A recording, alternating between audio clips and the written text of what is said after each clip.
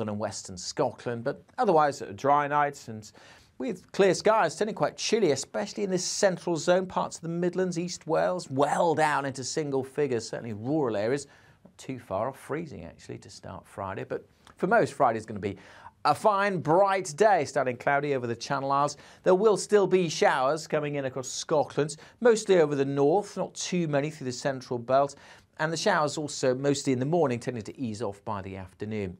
Sunny spells then for quite a few of us during Friday. Temperatures mid to high teens, but quite warm in the south with light winds over the Midlands, South Wales and southern England, widely over 20 degrees Celsius. A fine Friday evening to come as well. Any showers across northern Scotland continuing to fizzle away. That'll lead into, by and large, a fine start to the weekend. Saturday, dry and bright with sunny spells for most, turning cloudier and quite a bit cooler for most of us, though, by Sunday. Goodbye.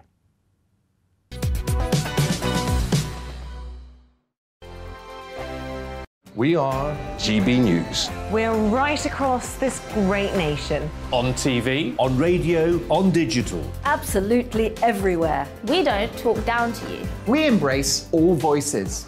With honest and civilised conversation. We're not part of the establishment. We're one of you. And we're only getting started. Join us on GB News, The People's Channel. Britain's news channel.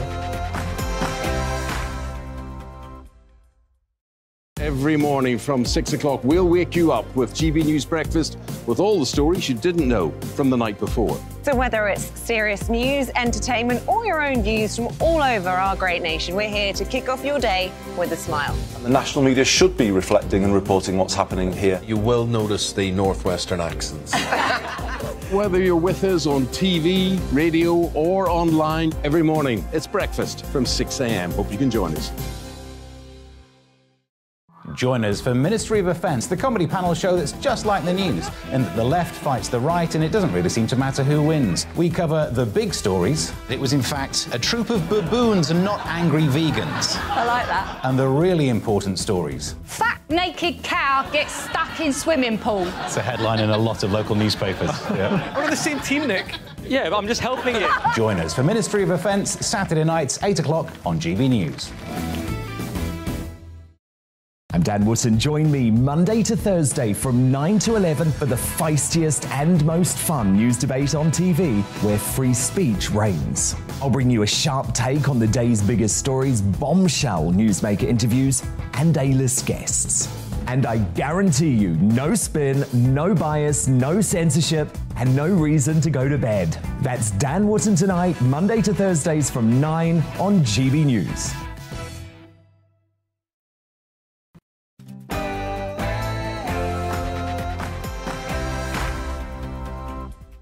Hello and welcome to the briefing with me, Gloria De Piero. Chancellor Rishi Sunak will outline new plans to help households with the cost of living crisis. That's going to happen shortly. We're going to bring you that live, of course, and our economics editor, Liam Halligan, will tell us what it means and what else might be coming. And we'll be live at Downing Street as the dust settles after yesterday's Sue Gray report and the government tries to move on. That's all after your news.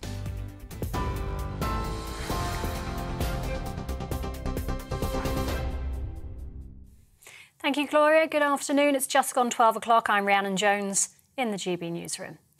The Chancellor is set to announce a multi-billion-pound package of support to ease the cost of living crisis later this hour. The measures are expected to include a discount on energy bills funded by a windfall tax on oil and gas companies. Labour, which has been calling for the move, says Rishi Sunak's finally being dragged kicking and screaming to make a U-turn. Energy giants are warning the tax could do long-term damage to the oil and gas industry. Residents in Bristol told us they're struggling with the rising bills. Currently it's okay, but I feel like we are going to be pushed to our limits. With a new baby in the household, the wife has decided to stay at home, so we've only got the one income at the minute. So yeah, we're really looking at the way we use our facilities, our water, our electricity, our food shop and everything. We're struggling to, I think my parents are thinking of downsizing house-wise when like I'm off to university next year and they're like, we can't afford to live where we live because I think our like energy bills and stuff have gone up like threefold. Two more Conservative MPs say they no longer support the Prime Minister following the Partygate inquiry. More than 15 are now calling for Boris Johnson's resignation. The acting head of the Met Police, Sir Stephen House, could also face further questions over the Force's investigation. He's due to appear before the London Assembly's Police and Crime Committee this afternoon. Despite fresh calls for Boris Johnson to quit, former Privileges Committee report, did he deliberately lie? It's a very high threshold. I think he'll get away with that. What he's not going to get away with over the next 18 months, though, is if he doesn't nuke inflation. Well, Kieran Pedley from pollsters Ipsos says more than half of voters surveyed believe Boris Johnson should go. This is damaging for Boris Johnson. This has been damaging for the Conservatives. Right now, we find that the Labour Party are 6 points ahead in the polls, and 55% of voters think that the Conservatives should change their leader before the next general election. And that's not all to do with Partygate, that's not all to do with Sue Gray, but this is a damaging story, and the more it's in the media, the worse that is for Boris Johnson. The Texas gunman who killed 19 children and 2 teachers was reportedly inside the primary school for up to an hour. Armed with an assault rifle, the suspect, Salvador Ramos, locked himself in a grade 4 classroom and opened fire. The 18-year-old posted an online message just minutes earlier warning he was going to attack. President Joe Biden says he'll visit Uvalde in the coming days to talk to the victims' families. The idea that an 18-year-old can walk into a store and buy weapons of war designed and marketed to kill is, I think, just wrong. It just violates common sense. The Foreign Secretary has accused Russia's President Vladimir Putin of holding the world to ransom over food. Her comments come as Ukraine continues to be bombarded, with Kyiv saying more than 40 towns have been shelled in the eastern Donbass region. Speaking in Bosnia earlier, Truss said pressure must be maintained against Moscow and sanctions should not be lifted. In my view, it is completely appalling that Putin is trying to hold the world to ransom, and he's essentially weaponising hunger and lack of food amongst the poorest people around the world. We simply cannot allow this to happen. Putin needs to remove the blockade on Ukrainian grain. The first case of monkeypox has been identified in Wales, bringing the total number across the UK to 79. The case is being managed and the overall risk to the general public is low. That's according to Public Health Wales. It's asking people to look out for symptoms including fever, muscle aches and exhaustion, along with a rash which starts on the face and then spreads. And a British man with a debilitating condition has had a life-changing double hand transplant.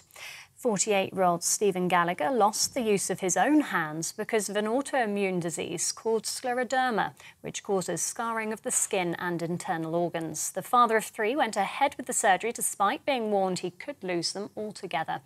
He says his new hands are amazing. This is GB News. We'll have more as it happens now, though. It's back to the briefing with Gloria.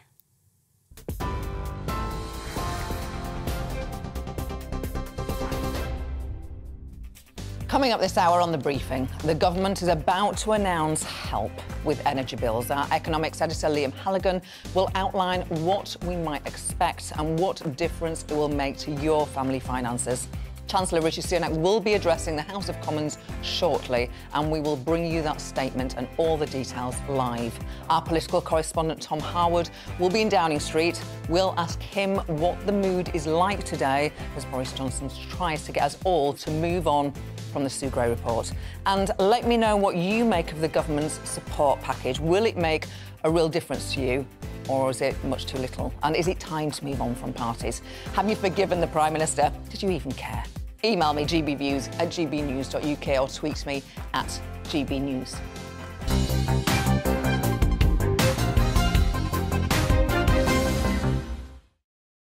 Now, the government is dead set on moving on from Partygate, and the Chancellor Rishi Sunak is expected shortly to announce a multi-billion-pound support package to help support families as the cost of living rockets. With energy prices set to soar again this autumn, the Chancellor is likely to set out additional measures funded, partly by a windfall tax on oil and gas companies to ease the pressure on household finances. Joining me in the studio is our economics and business editor, Liam Halligan.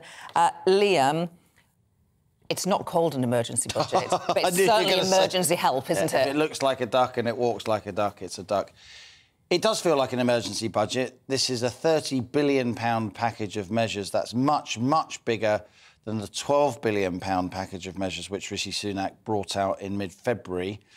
To be introduced in April. A lot of those measures have been delayed. A lot of those measures turned out to be loans rather than grants, sort of clever schemes where your electricity money lends money to you and then you pay it back, and meanwhile your direct debit's going through the roof, etc. You know, the government's saying they've brought this package of measures forward because they're listening to concerns, not least concerns put forward by you and me and people at GB News here. I don't think they brought this package of measures forward. I think this package of measures was always going to be scheduled for whatever day it was that followed the Sue Cray report. Really? You cynic. I don't think I'm being cynical. I think that's basic news management, and I think the government will stand accused of over-managing the news, delaying this package of measures until now, the day after Sue Gray, when a lot of people, you've seen the emails, Gloria, you know, we're both very in touch with our viewers here at GB News. A lot of people have been laying in bed wondering for the last month or two how they're going to pay their bills. Well, now there is a significant package of measures, but I do think the government is going to get criticised for the timing. And actually, since you bring politics into it, things are quite febrile in the Conservative Party. And, of course, we are told to expect that this package of measures will be at least partly funded by a windfall tax on those energy companies. But, of course, on your show, on my show, or on every show which discusses politics and the cost of living, Conservative MPs and Cabinet Ministers too have been going on the airwaves saying, no, this would be a terrible thing to do in the main. So that's not going to make them that happy. That adds an extra complication to it. They were told to argue against it. And now they're going to introduce it. It will be portrayed as a U-turn. Ministers can say when the facts change, we change our mind. Energy prices have stayed higher for longer, they will say, than they expected. And there are still many leading cabinet members who openly don't agree with it, not least the Energy Secretary, Kwasi Kwarteng, because he's there trying to drum up investment for North Sea oil and gas, production of which has halved since the turn of the century. And he would argue that this undermines the investment case. But let's just spend a little bit of time on the measures themselves, because, after all, it is a very political moment. I think we're right to point out the politics, but in the end, it's the money that really counts for many of our viewers and listeners, and indeed for people across the country. So it's, rather than a £12 billion package of measures that we had in February, this is a £30 billion package of measures the government claims. We'll have to make sure that the numbers add up throughout the day. It's £600 for each household on means-tested benefits. So that includes universal credit, it includes pension credit. Yeah. That's a big chunk. That's 8.5 million households, Gloria. That's getting on for a third of all households in the UK. That's a very big part of where this £30 billion is coming from. On top of that, targeted £600 million per household, there's a more scattergun £400 reduction for everyone's fuel bill. Everybody? Even the rich? Like even rich people? It seems to me that we've only had briefings so far, and there's counter briefings. They may still be arguing about the actual details. After all, there's half an hour to go. But it seems at the moment that £400 discount on energy bills is going to be across the board. Interesting. Why? I think it would be easier to target it by council tax bans, for instance. Getting the system to work via council tax bans has proved very difficult. When Rishi Sunak announced the measures earlier in February, mid-February, he said you'd get those council tax-related discounts in April. It turns out now it's from April because there's been lots of delays. You and I have discussed that on our respective shows and indeed together. But I think another reason why they're going to do, if it turns out they're going to do this £400 reduction on energy bills for everybody, is because I think now there's genuine concern in the Treasury that when energy bills go up from an average of £1,300 to an average of about £2,000, which happened in April, and then they go up again to an average of about £3,000 a year, you are knocking a huge amount of demand out of the economy. You are really hitting consumer spending power with, you know, a big chunk of household incomes, even for quite comfortably off households. So better to do it across the board, right, but keep energy bills lower across the board, almost like a cap on energy bills, and then you'll keep the economy ticking over at a time when they're concerned we could tip into recession. And there were various options on the table. They could have introduced tax cuts. Some in the Conservative Party would have favoured income tax cuts. Some campaigners, but also the Institute for Fiscal Studies today. So you could have done it by a £20 a week on universal credit. Yeah. Which is what they did during the recession. But they ruled out those for this system. Yeah. Why? What's the sort of merits and otherwise? Because, and a lot of employers will understand what I'm saying here. What they're doing is these are one-off payments, right? It's a 600 quid increase on average for 8.4 million households on means-tested benefits, right? That's much, much, much bigger than a universal credit upgrade, right, of £20, reinstating the emergency pandemic-era measure. But this isn't permanent, right? The 20 quid would have been permanent. Good point. So they say we're doing this now. It's not a U-turn. We're not... You know, we did the emergency measure in the pandemic. Well, it is a U-turn, because it's a windfall tax. No, the windfall tax is a U-turn, but restoring the emergency 20 quid. We're going to be together throughout this. This is how we like it. But now we're going to go to our national reporter, Paul Hawkins, who is out and about in Uxbridge. That is the Prime Minister Boris Johnson's constituency. He's been asking people there how they're feeling the pinch. Hi, Paul. Yeah, Hi, Gloria. Yeah, we've been here asking people how they're feeling the pinch. I mean, yesterday I was here talking about the Sue Gray report, and people did want to talk about it. They did have feelings on the matter, but to be honest, as we know, people's most pressing need is the cost of living crisis. So we've been asking people here how they've been affected by it, and also how the government, how the Chancellor can help them when he stands up in the Commons later today. This is what they've been telling us. So everything's going up. Like, what was it? Dog food went up from 79p to £1.10 the other day, and it's like these increases are a bit too much, especially compared to what people think you can live off. You know what I mean? Like, because like I'm saying, universal credit's like, this is how much we're giving you to live off for a month.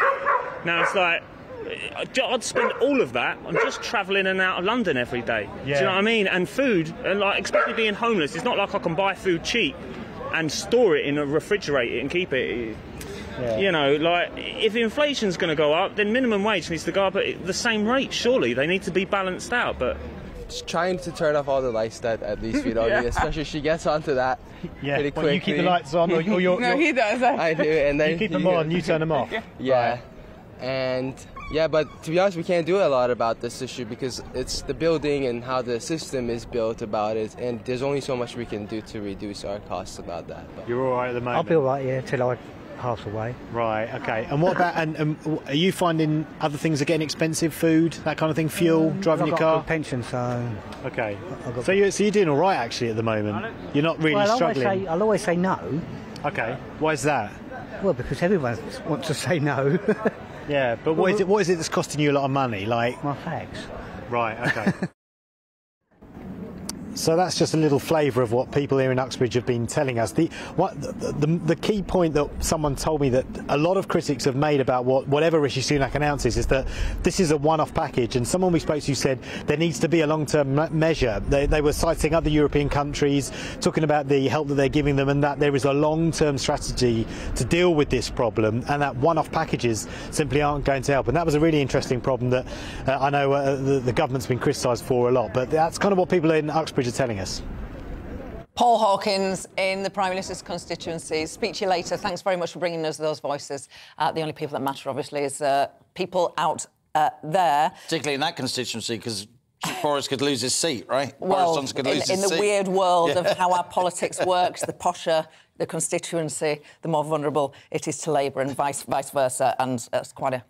of course, there's poverty in it, but it's one of the posher constituencies. So just to recap what you were saying, the speculation is that the poorest 8 million or so. About 8.5 million households on means-tested benefits. Is it up to £600 for energy bills or guaranteed sort of? It's a £600. It's not directed particularly at energy bills. It's like a block grant, a kind of, slow-down payment, if you like, recognising that the cost of living is now really squeezing. They may rhetorically link it to the war in Ukraine or something, I don't know. Could be a couple of payments as well. I was reading it may not be just one lump sum. There will be civil servants, understandably, saying don't give everybody the money straight away because they go out and, with all respect to people are grown-ups, but it may be more helpful for people to manage their finances if they get it in lumps. And then the £400 discount is specifically linked to energy bills. How they package this politically will be interesting. We just heard there in the bulletin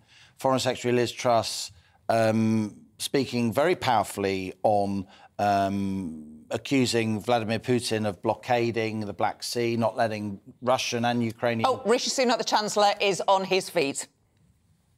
Deputy Speaker, the high inflation we are experiencing now is causing acute distress for the people of this country. I know they are worried. I know people are struggling. I want to explain what is happening, why it is happening, and what we propose to do about it. I trust the British people, and I know they understand no government can solve every problem, particularly the complex and global challenge of inflation.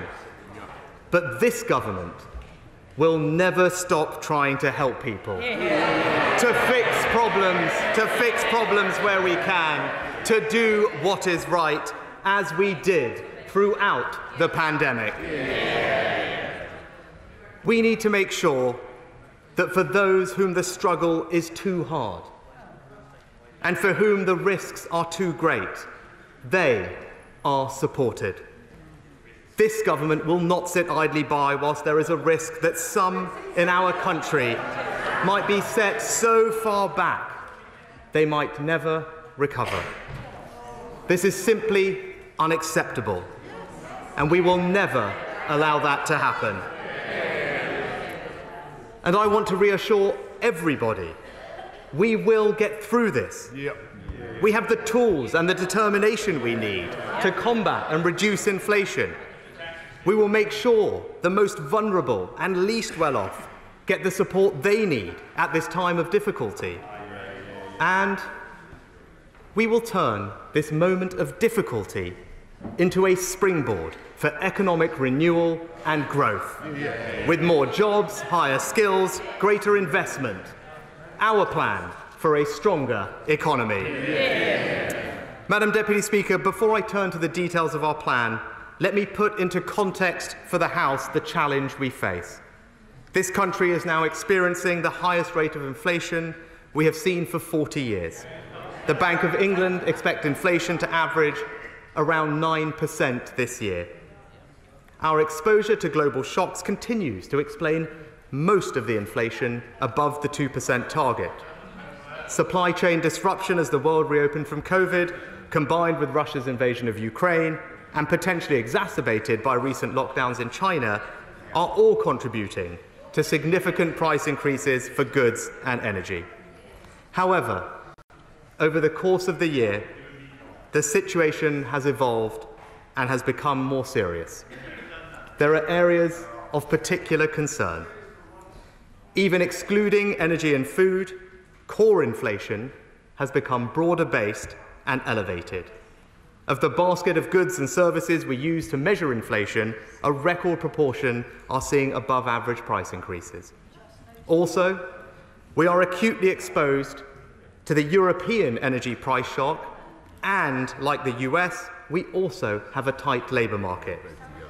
Make no mistake, the lowest unemployment in almost 50 years, just months after averting a jobs crisis during the pandemic, is good news.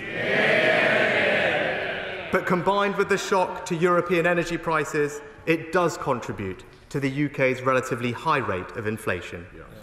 And lastly, as the bank have noted, longer-term inflation expectations have risen above their historical averages by more than they are in the US and Europe. We cannot and must not allow short-term inflationary pressures to lead people to expect that high inflation will continue over the long term. Because, Madam Deputy Speaker, we can get inflation under control. It is not some abstract force outside our grasp. It may take time, but we have the tools we need and the resolve it will take to reduce inflation. Madam Deputy Speaker, we have 3 specific tools available to combat and reduce inflation, and we are using them all: independent monetary policy, fiscal responsibility, and supply-side activism. First, our primary tool is a strong independent monetary policy. Since control of monetary policy was taken out of the hands of politicians 25 years ago, inflation has averaged precisely 2%. It is right that the Bank of England are independent, and I know the Governor and his team will take decisive action to get inflation back on target and ensure inflation expectations remain firmly anchored. Second, we need responsible fiscal policy. That means providing fiscal support where required, but not making the situation unnecessarily worse, causing inflation, interest and mortgage rates to go up further than they otherwise would. Excessively adding fiscal stimulus into a supply-constrained economy, especially one in which households and businesses have built up over £300 billion of excess savings, risks being counterproductive and increasing inflationary pressures. In other words, fiscal support should be timely, temporary, and targeted. Timely because we need to help people when the shock is at its worst. Targeted because unconstrained stimulus will make the problem worse. And temporary because if we do not meet our fiscal rules and ensure the public finances are resilient in the longer run, we create even greater risks on inflation, interest rates, and the trend rate of economic growth. And third, we are taking an activist approach to supply-side reforms.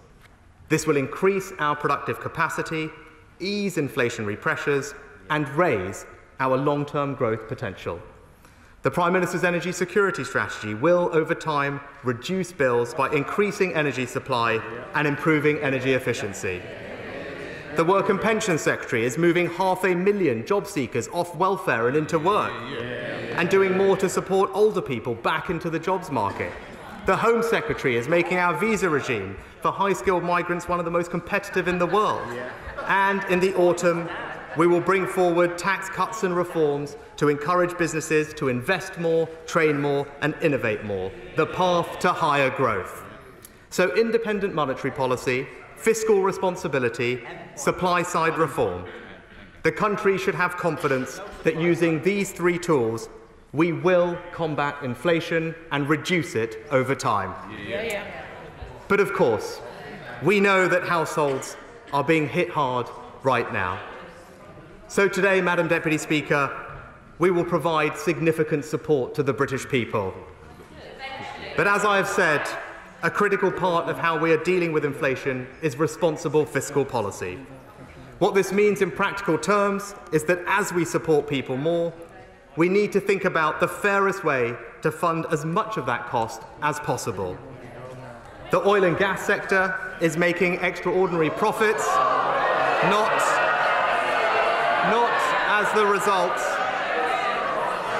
as the result of recent changes to risk-taking or innovation or efficiency, but as the result of surging global commodity prices, driven in part by Russia's war.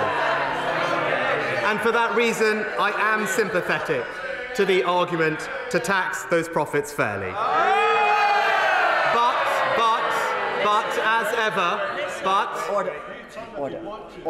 Order. A bit of gentle banter is fine, but when it gets to the stage that nobody can hear what the Chancellor is saying, it's counterproductive. Now, quieter banter, please. Chancellor of the Exchequer. But, as ever, there is a sensible middle ground. We should not be ideological about this, we should be pragmatic.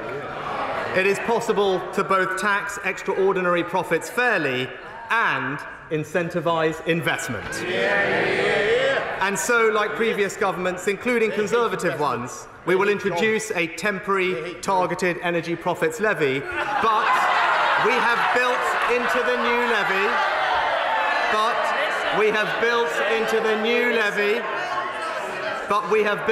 the new levy, a new investment allowance similar to the super deduction. That means companies will have a new and significant incentive to reinvest their profits. The new levy will be charged on profits of oil and gas companies at a rate of 25%. It will be temporary, and when oil and gas prices return to historically more normal levels, the levy will be phased out with a sunset clause written into the legislation. And crucially, with our new investment allowance, we are nearly doubling the overall investment relief for oil and gas companies. That means for every pound a company invests, they'll get back 90% in tax relief. Yeah. So the more a company invests, the less tax they will pay. And we understand also that certain parts of the electricity generation sector are also making extraordinary profits. The reason for this is the way our market works. The price electricity generators are paid is linked not to the cost they incur in providing that electricity, but rather to the price of natural gas, which is extraordinarily high right now. Other countries like France, Italy, Spain and Greece have already taken measures to correct this. As set out in the Energy Security Strategy, we are consulting with the power generation sector and investors to drive forward energy market reforms and ensure the price paid for electricity is more reflective of the costs of production. But those reforms will take time to implement, so in the meantime, we are urgently evaluating the scale of these extraordinary profits and the appropriate steps to take. So, Madam Deputy Speaker, our energy profits levy will encourage investment, not deter it. It raises around £5 billion of revenue over the next year so that we can help families with the cost of living, and it avoids having to increase our debt burden further, because there is nothing noble in burdening future generations with ever more debt today, because politicians of the day were too weak to make the tough decisions. Madam Deputy Speaker, I know the whole House will agree we have a responsibility to help those who, through no fault of their own, are paying the highest price for the inflation we face. To help with the cost of living, we are going to provide significant, targeted support to millions of the most vulnerable people in our society, those on the lowest incomes, pensioners and disabled people. First, people on the lowest incomes. Over 8 million households already have incomes low enough for the state to be supporting their cost of living through the welfare system. They could be temporarily unemployed and looking for work, unable to work because of long-term sickness or disability, or on low pay and using benefits to top up their wages. Right now, they face incredibly difficult choices. So I can announce today we will send directly to around 8 million of the lowest income households a one-off cost of living payment of £650. Support worth over £5 billion to give vulnerable people certainty that we are standing by them at this challenging time. DWP will make the payment in 2 lump sums, the first from July, the second in autumn, with payments from HMRC for those on tax credits following shortly after. There is no need for people to fill out complicated forms or bureaucracy. We will send the payment straight to their bank accounts. Our policy will benefit over 8 million households in receipt of means-tested benefits from July. Uprating in that time frame could only be done for those on universal credit, and our policy will provide a larger average payment this year of £650, whereas uprating the same benefits by 9% would be worth only on average £530. There are two further groups who will need extra targeted support. Many pensioners are disproportionately impacted by higher energy costs. They can't always increase their incomes through work, and because they spend more time at home and are more vulnerable, they often need to keep the heating on for longer.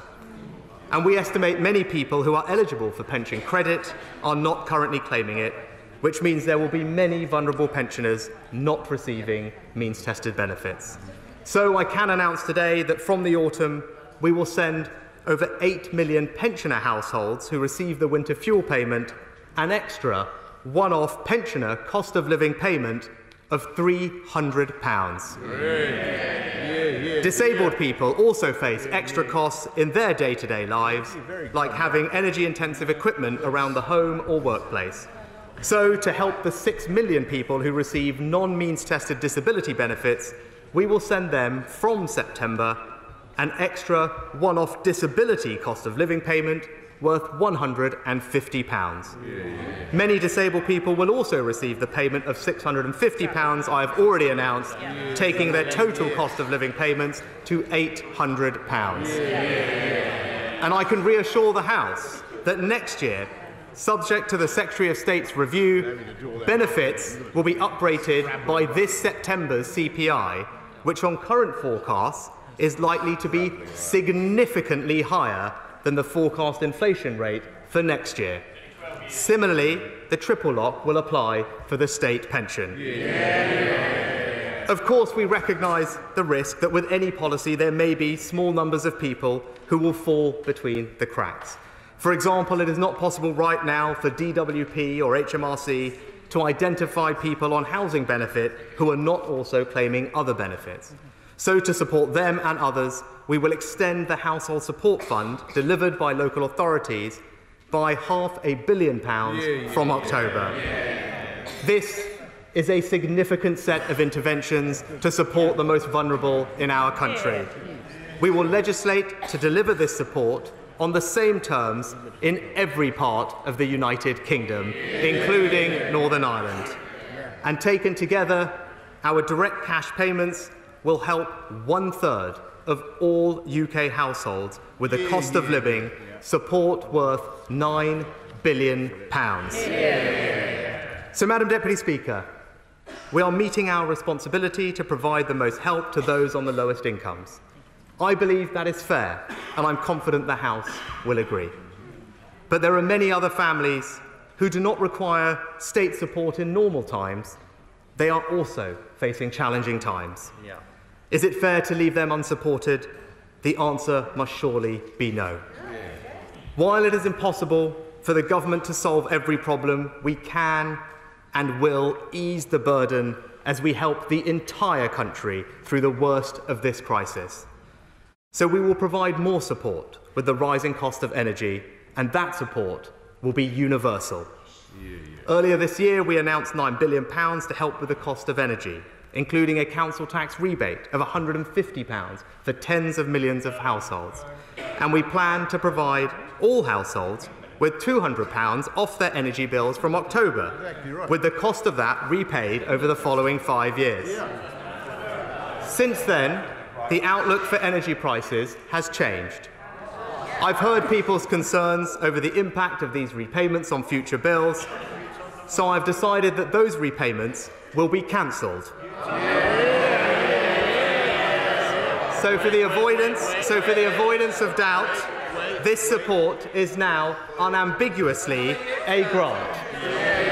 And furthermore, we have decided that the £200 of support for household energy bills will be doubled to £400 for everyone. We are on the side of hard-working families with £6 billion of financial support. So, Madam Deputy Speaker, to summarise, our strategy is to combat and reduce inflation over time through independent monetary policy, fiscal responsibility and supply-side activism. We are raising emergency funds to help millions of the most vulnerable families who are struggling right now. And all households will benefit from universal support with energy bills of £400 with not a penny to repay. In total, the measures I've announced today provide support worth £15 billion.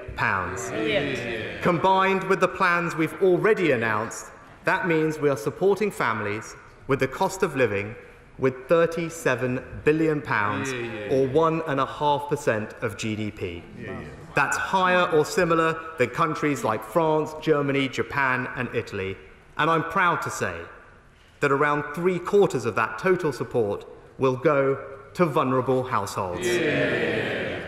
As a result of the measures we've announced today and the action we've already taken this year, the vast majority of households will receive £550. Pensioners will receive £850. And almost all of the 8 million most vulnerable households in the country will in total receive support of £1,200. And let me put this into context. The House will have noted the news from Ofgem earlier this week. They currently expect the energy price cap to rise in October to £2,800. That implies an average increase in people's bills this year of just under £1,200. The same amount our policies will provide for the most vulnerable people this year. I know there are other pressures. I'm not trying to claim we have solved the entire problem for everyone. No government could.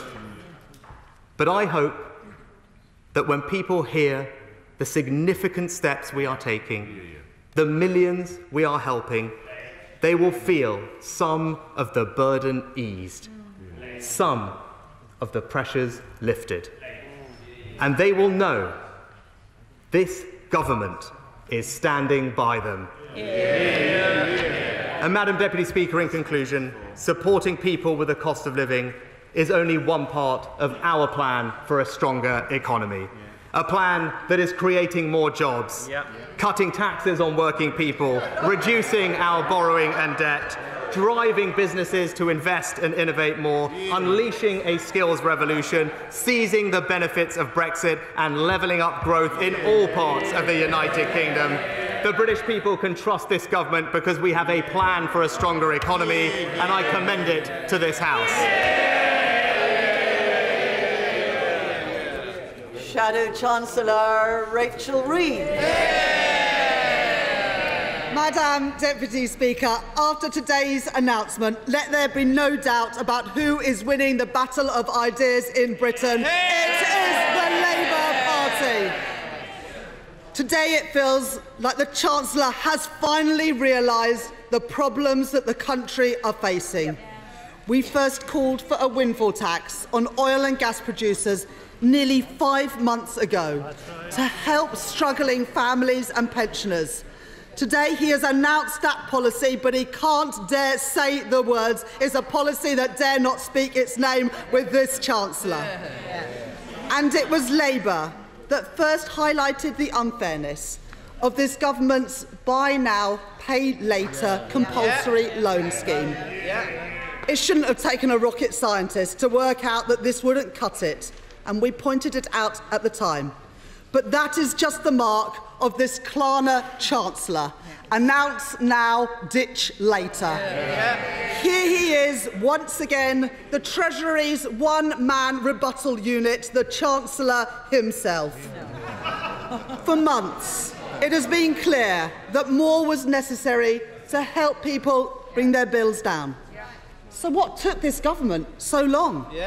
Every day that they have refused to act, £53 million more added to Britain's household bills during this cost of living crisis. This government's dither and delay has cost our country dearly. On this side of the House, we welcome the fact that the government is finally acting on our calls to introduce a windfall tax. Absolutely.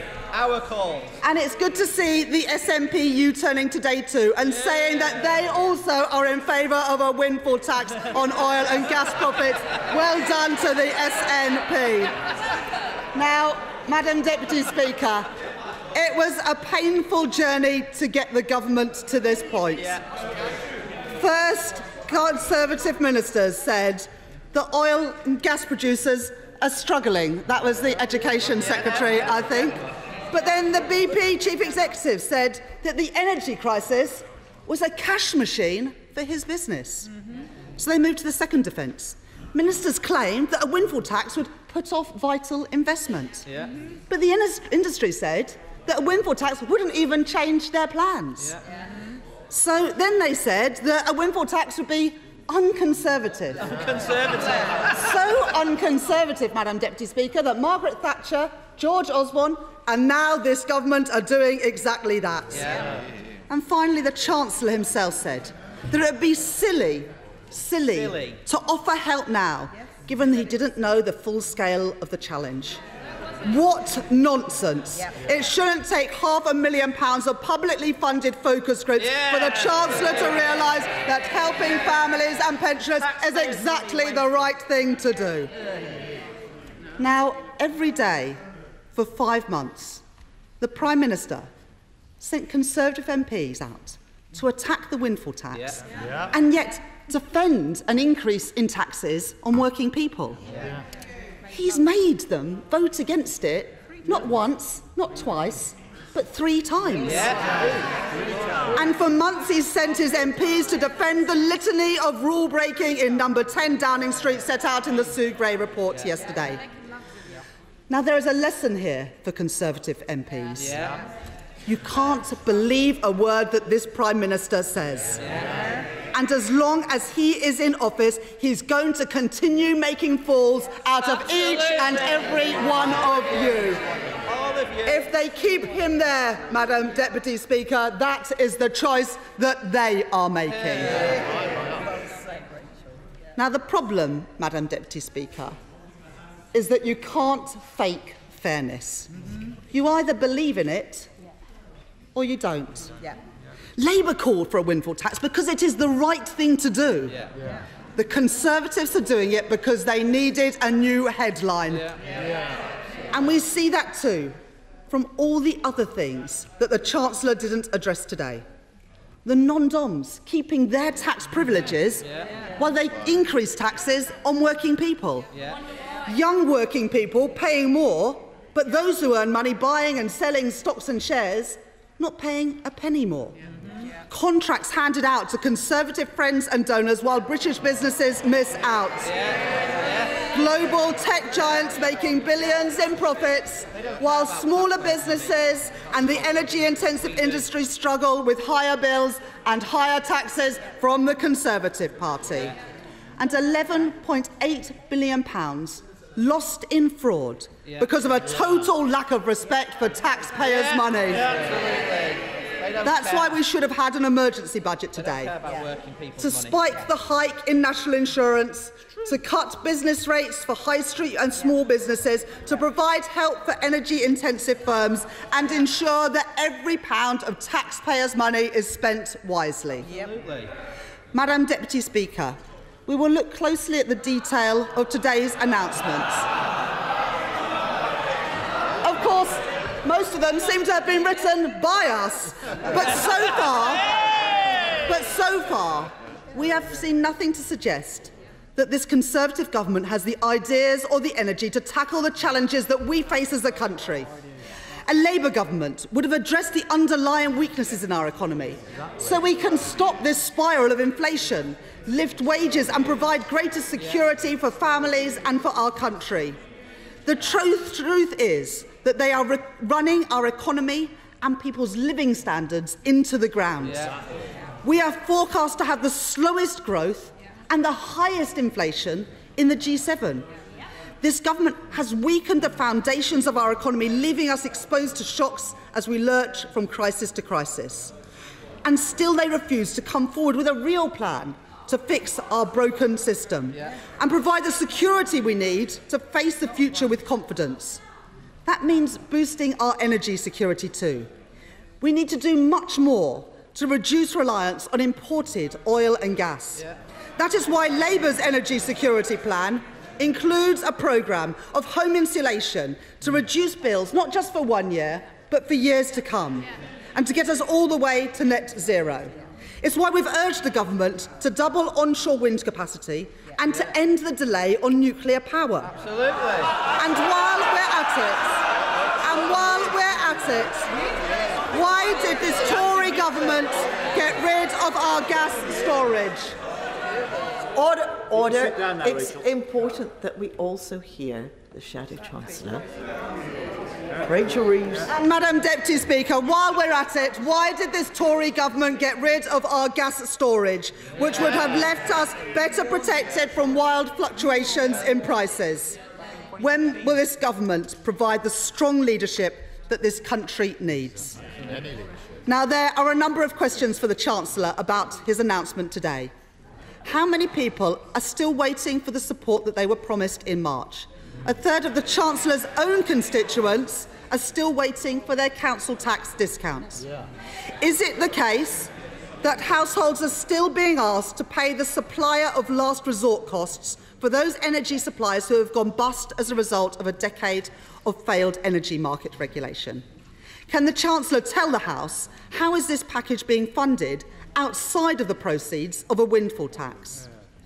And if you have more than one home, do you get multiple discounts on your energy bills? Now, I know that the Chancellor has adopted 2 of our ideas today, but can I ask why he has not adopted a third? A cut in VAT on energy bills. It was once touted as the big Brexit bonus, but he's ditched that too. Madam Deputy Speaker, this is a discredited, chaotic and rudderless Conservative government whose policies rarely last more than a few months.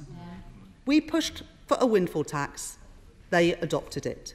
We said the buy now, pay later scheme was wrong, and now they have ditched it. This government is out of ideas, out of touch and out of time. When it comes to the big issues facing this country, the position is now clear. We lead, they follow.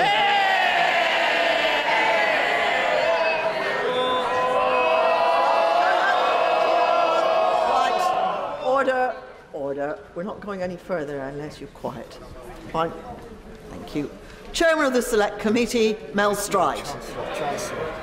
Oh, I beg your pardon. It would be best if I allow the Chancellor first to reply to the Shadow Chancellor.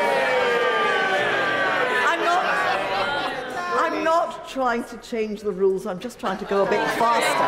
What are you going to say? Chancellor of the Exchequer. Thank you. Thank you, Madam Deputy Speaker. I thank the Honourable Lady Opposite for her contribution, albeit her response was based on a fundamental misunderstanding of why now is the right time to act. Since February and March, 3 significant things have changed. The situation in Ukraine has altered considerably from first envisaged. Inflation is now tackling considerably higher than previously expected. And finally, and most importantly, we now have concrete information on the autumn and winter energy price cap. And with this information, we were better able to both design and scale our policies. It is why, with time and thought, our energy profits levy has a very generous investment allowance built into it, not something, the blunt instrument that the party opposite proposed. And that is why, Madam Deputy Speaker, because we were patient, we have been able to scale our support for the problem, which means our proposals are in fact more generous than those offered by the party opposite. Because they rushed it, they got their sums wrong. But, Madam Deputy Speaker, we all make mistakes, and being able to change course is not a weakness, it is a strength. And I won't criticise the party opposite for getting it wrong, just so long as they can acknowledge that with this package, we have got it right. Just briefly, Madam Deputy Speaker, to address some of the specific points. The Honourable Lady, I think, talked about energy security and somewhat bizarrely reflected on the lack of investment in nuclear capacity. Well, Madam Deputy Speaker, this is the government that is correcting the mistakes of the past. She asked about energy efficiency. This is the government that is investing £6 billion to improve energy efficiency. She asked about business rates. This is the government that is delivering a 50% discount in business rates for our high streets next year. And of course, she talked about growth. Well, Madam Deputy Speaker, one of the best ways to drive growth is to drive up business investment, something the party opposite will never understand. She also asked about VAT, Madam Deputy Speaker, and this goes to the heart of the issue. VAT is worth, on average, about £140 of support. Yeah. Our policy, universally, to all households in this country, is worth £400. Yeah. That is the reason not to do VAT. What we are doing is far more generous. But, Madam Deputy Speaker, the final point I will make, because I know we're pressed for time, is about ideas. For our constituents, there are only good ideas and bad ideas, and whether you can do anything about them. And this government can, because we are always on the side of the British people. This government has been faced with challenges unlike any other, and at every step it has achieved things that the party opposite said were not possible. We averted the mass unemployment crisis they predicted because of our interventions of furlough. We led the country out of COVID with a vaccine programme they would have left us unable to deliver. And each time I'm at this dispatch box opposite the Honourable Lady, I find myself thinking the same thing. The public can see through it. They know the difference. They know the difference between a party playing politics and a government trying to help.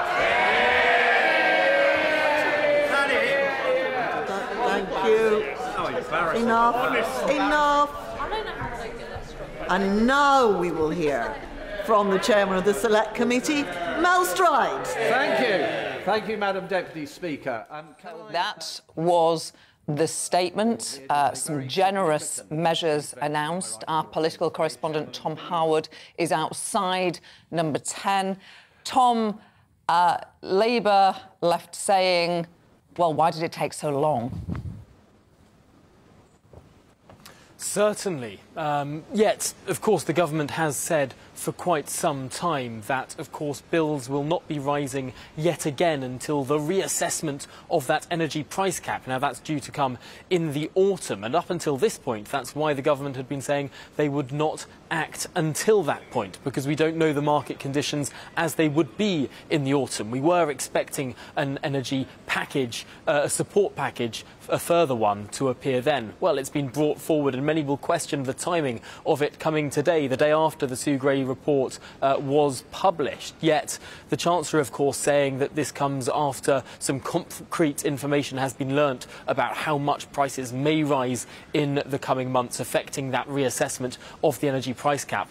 However, of course, the Labour Party has been calling for a windfall tax for many months. And even though Rishi Sunak has decided to rebrand the words windfall tax as a temporary levy on the energy companies, well, most people can see through that and see that there is not a grand distinction. Yes, there are some elements of the changed plan with regard to Rishi Sunak carving out some exemptions for investment, elements of what one might describe as a super deduction within his windfall tax, but at the end of the day, it is a windfall tax, 25% on those companies, on their excess profits, something the Labour Party has been calling for a very long time. The Shadow Chancellor, Rachel Reeves, saying, of course, that it's the Labour Party that is now winning the battle of ideas in the UK.